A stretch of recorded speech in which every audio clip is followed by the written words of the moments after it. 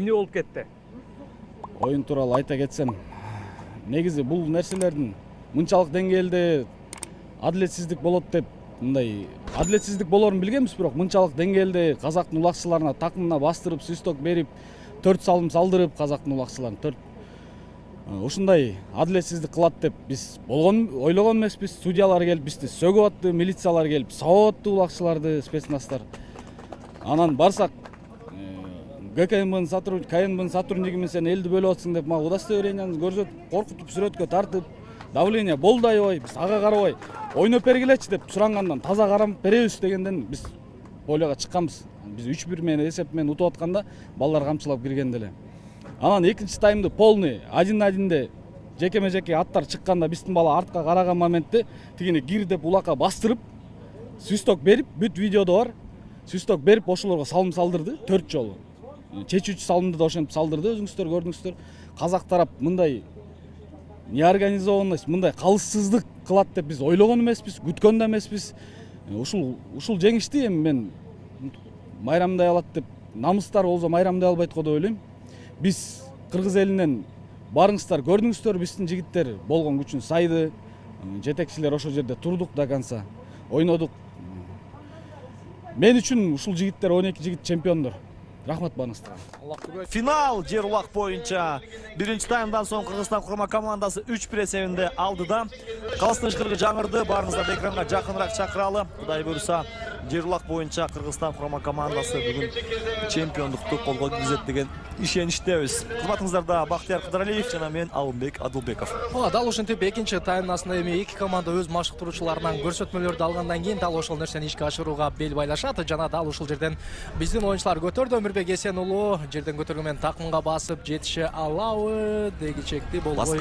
Азыр Өмүрбек Эсен уулу жана мындан ары эми Өмүрбек Эсен уулунун чабуулуна назар салалы. Азыр Эрлан Төлөбеков эмне кылып жатат? Такыр түшүнүксүз. Жол ачып берип жатат. Ушул жерден Өмүрбек Эсен уулу туура чийимди көздөй бара жатат. Жана Өмүрбек Эсен уулу жол ачык. Жалгыз жетип келди. Учурду кайталаш керек дегенче кайрадан чыгып кетти атаң мөңгөрү дүнүйө дегендей. Эми мындан ары биз улант көрөлү, канча дагы убакыттар бар. Эсептедиби, эсептебедиби? Калысты көрсөтсө жакшы болмок, режиссерлор. Жок, эсептелбеди, көрөлү. Канча дагы жекеме-жеке деле бирок дегиче азыр булардын эрежеси боюнча алгач ошол оң жакта чийимге ташталып, ал жакта аламан талаш болот. Жана Өмүрбек Эсен уулу дал ушинтип ылдамдык менен келип таштаган. Жана бул жерде жасалмат экен, тоголонуп барып чийимдин дагы четине туруп калган. Азыр кайрадан көтөрөбү дегиче болбой дал ушинтип калыстын ышкырыгы жаңыр болуп турат. Жана калыстын ышкырыгы эмне себептен жаңырда көрөлү. Манас Ниязов бул иретте Тумандын үстүндө отурат. Жана Туман менен Манас Ниязов бири-биринин тилин кандай табат бул айлампада көрөлү. Казакстандык балуан азыр белди көтөрдү. Жана Кыргызстандын чийимин көздөй дагы бара жатат. Анын артынан кул түшкөн Эрлан Төлөбеков. Жана Эрлан Төлөбеков эми кандай жетет дагы көрөлү. Жок, түштү. Демек эсеп 2-3 салым. Дал ушинтип, жок, карайлы чабы. Жок, бардыгы жакшы. Жана биздин оюнчуларыбыз шашкан жок, мындай ылдамдык менен барган жок. Бирок эмнегедир эки керемет мүмкүнчүлүктү колдон чыгарып болуп турабыз. Канча дагы алдыда убакыттар бар. Ашыкпайлы атактуу спорт сүйүүчүлөрү. Эң негизгиси ушул байкасаңыздар, мына ушул казактын балуандары калыстын ышкырыгын күтүп, текени айлантат, жасалмат экен. Жана ышкырык жаңырган учурда дароо алып кетет. Биздикилер мына ошол нерсеге сагараак болуш керек. Ал эми алыстан жеткирбей таштаган экен, эми чаап таштаган. Жана дал ушинтип дагы бир алдыңкы аркмагы кортеж жана дал ушинтип Эрсултан Айдаркан уулу ишенимдерди көтөрдү, такымга басты. Мындан ары Эрсултан Айдаркан уулунун чабуулду да кандай жасай ала турганын баарыбыз жакшы билебиз. Эрсултан Айдаркан уулу мына ушул жерден оңдоп басып алгандан кийин өз командаштарынын дагы жардамын күтөт. Майрамбек Ызбеков азыр Азия менен беттеш башталгандан бери биринчи жолу биздин көзүбүзгө урунууда. Чоң ылдамдык менен келе жаткандыгын байкасак болот. Алдында коргоочу бар, бирок ага карабастан Майрамбек өзүнүн чыныгы чеберчилигин көрсөтөт деп үмүт кылып туралы.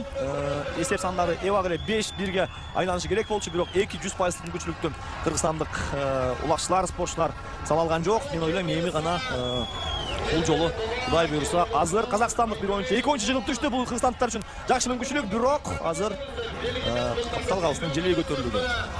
Манас Ниязов азыр жекеме-жекке чыгып жатканын көрүбүз.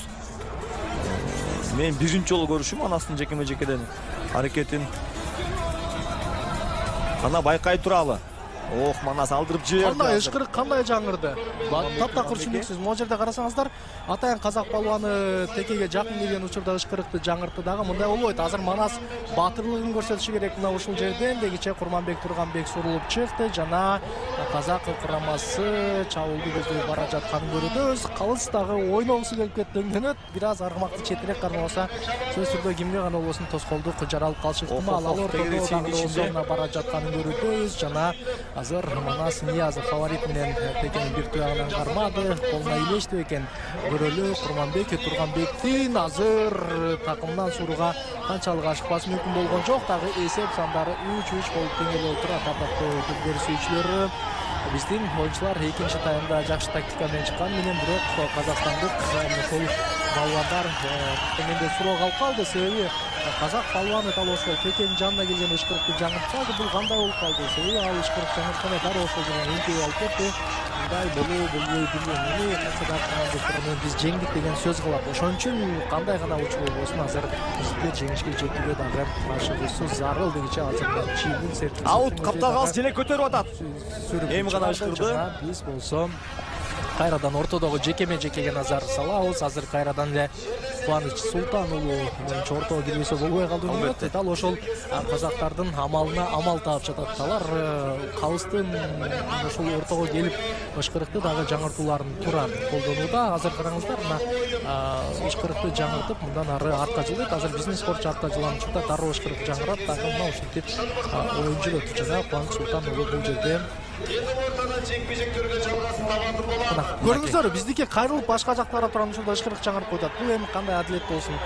Чындыгында калыстын кылабагандан кийин өзүнүн жеген нанын адал жебегенден кийин билбейм кандай болот. Эң негизгиси ушул адал эмгек менен адал тамак жеш керек. Бул жерде калыстардын дагы туура эмес ышкырыгыса, бул адал уйгаларын баарыбыз жакшы билебиз. Дал ушул жерден мына келген эч ким жок болду. Зал ушул жерден сол такым коскон Улан Байтураев жана Улан Байтураевдин азыр жолун бардык жагына биздин оюнчуларыбыз дагы мына торофу бара жатат. Улан Байтураевди жана жакшы, өтө жакшы. Дал ушул нерсени караңыздар, казактар жекеме-жекеге жеткилбей туруп азыр чийиндин четин дагы таштап кеткен. Мына эми гана чийинден чыкты, дагы жекеме-жеке орун алат. Эми көрөлү ардактуу спорт сүйүүчүлөр, кыргызстандыктар атаандаштын калыстарынын амалын байкагандан кийин эми бир аз акылдуураак болуп эртерээк кирип барбаш керек. Аргымактын эч качан арты менен текейге турбаш керек. Андай учурда эле дароо атаандаштын мындан аркы абалга назар салалы. Эрсултан Айдаркан уулу ордуна барып тур деп атат. Ал башка жакта турган учурда калыс ышкырык жаңыртканын жакшы байкады. Жана Эрсултан Айдаркан уулу мына ушул жерден ышкырык жаңырып элек ишенимдүү түрдө колго алганын көрүбүз. Эрсултан Айдаркан уулу азамат чындыгында ушул оюнчуга барып тур деп көрсөтмөнү берип, толук спорттук эреже менен дагы оюнду жүргүзүш керек. Андай болбосо ушул болбойт. Жана мына ушул жерден калыс ышкырыкты жаңыртканын дагы байкаганбыз. Казакстандык оюнчу жанында турат. Эмнеге аны карабай жаткандыгын азыр эскертүү берип жаткандыгын көрдүңүздөр.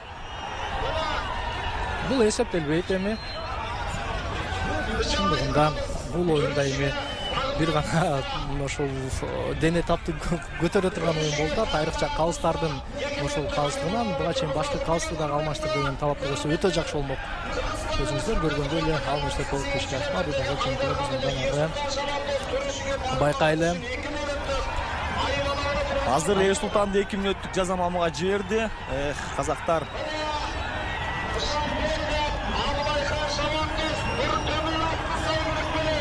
эми коргонушубуз керек жакшылап. 8,5 мүнөт убакыт бар. Сүрмө топ жана 4-3.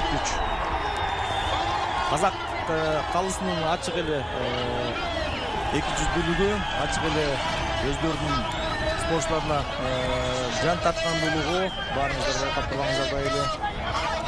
5-номурда эми мейли кантеле Нушанбеков салым салып отурат. Эми ардактуу телекөрүүчүлөр, көп маанайды түшүрбөй туралы алдыда көк бор боюнча мелдеш бар. Ал жакта биз сөзсүз түрдө мындан дагы көбүрөөк салым салып атаандашка каршылаштыкты көрсөтүүгө толук мүмкүнчүлүгүбүз дараметибиз жете турганын жакшы билебиз жана азыр кайрадан бул салымдан кийин эсеп оюнчуларды 4-4 болуп теңелет жана биз дал ошол жерден оюнду мындан жакшыраак дагы жүргүзүүгө мүмкүнчүлүк болот деп аты Кубантай мына ушул жерден атаандаштын такымынан тартып алып бирде такым кошкон болгон бирок ичиңден чыккандан кийин эми биз ортодогу жекеге дагы назар салып көрөбүз. Убакыт дагы болсо биздин пайдабызга чечилүүчү оюнга бар. Эрсултан Айдаркан уулу демек ал дагы да чийимдин сыртына турган экен. Мына убакыт бүткөндөн кийин гана оюн мындан ары жалганат жана байкал эмне болуп атат бул жерде.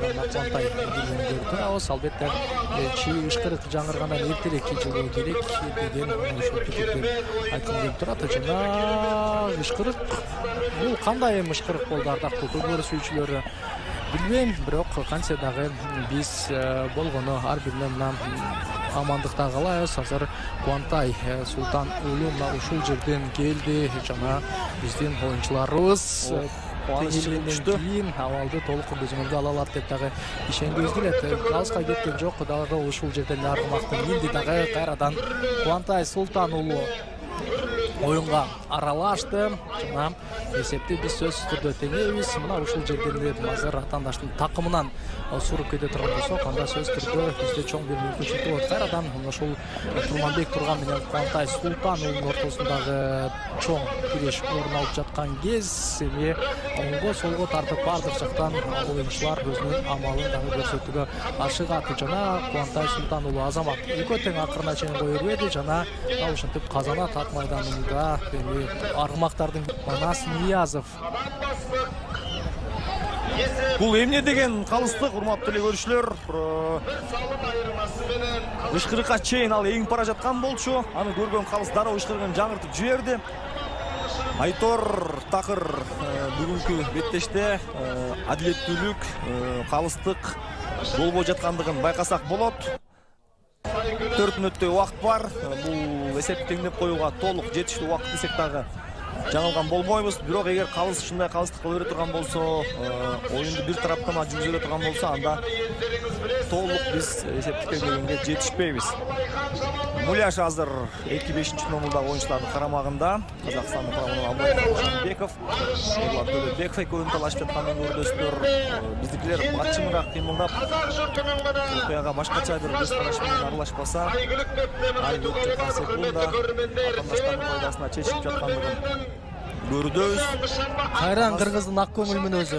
Манас кыргыздын айкөлдүгү менен артка карап бара жатканда казак балуаны көтөрдү, калыс ышкырды дагы алар өзүнүн пайдасына чечип кетти. Эми ышкырык жаңырды азыр. Демек дал ошол фаворитти минип чыкты жана азыр Кубантай кайрылган учурда ышкырык жаңырат, аны билет жана өзүңүздөр көрүшкү жаңыра элек азырынча.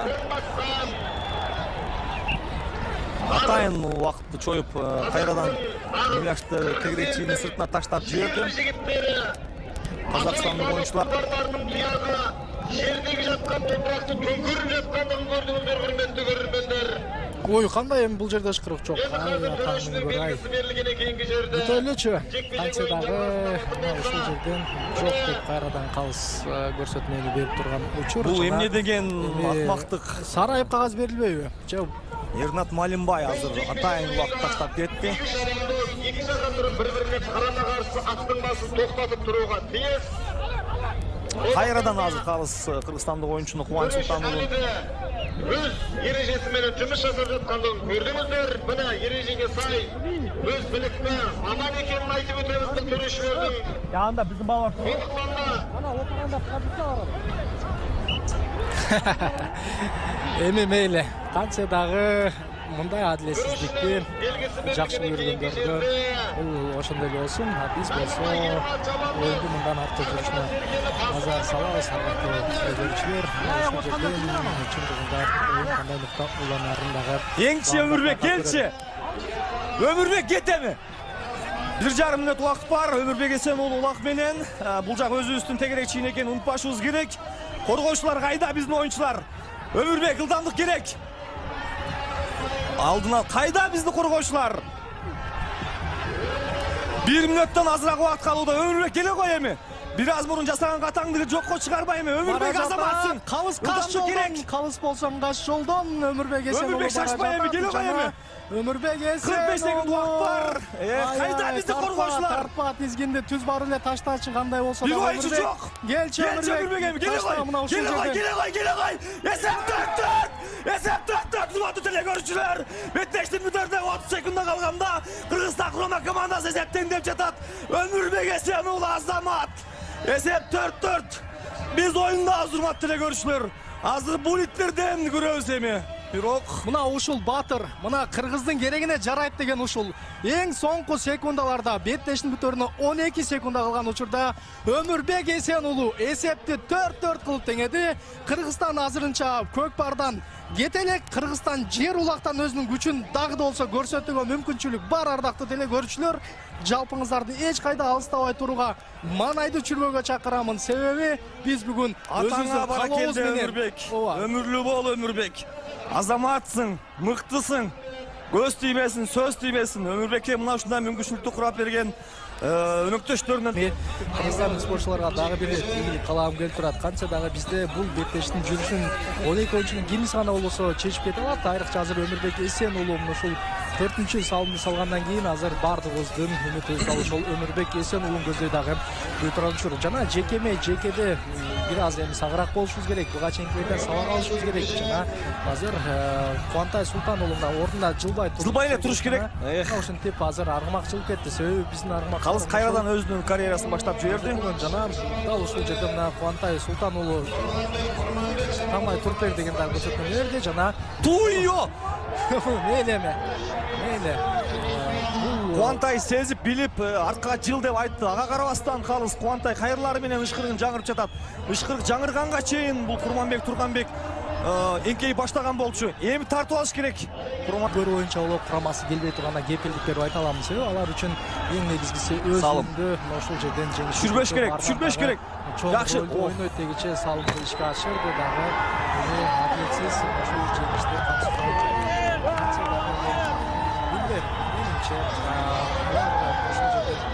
кубансын, байласын, тойлосун. Биз үчүн бул жеңиш жеңил эмес. Бул жеңиш үчүн жеңиш. Анткени атаандаштын атлетсиздигин бүткүл дүйнө эли көрдү. Эгерде бул жерде тарткан камералар, трансляция жок болсо анда элдер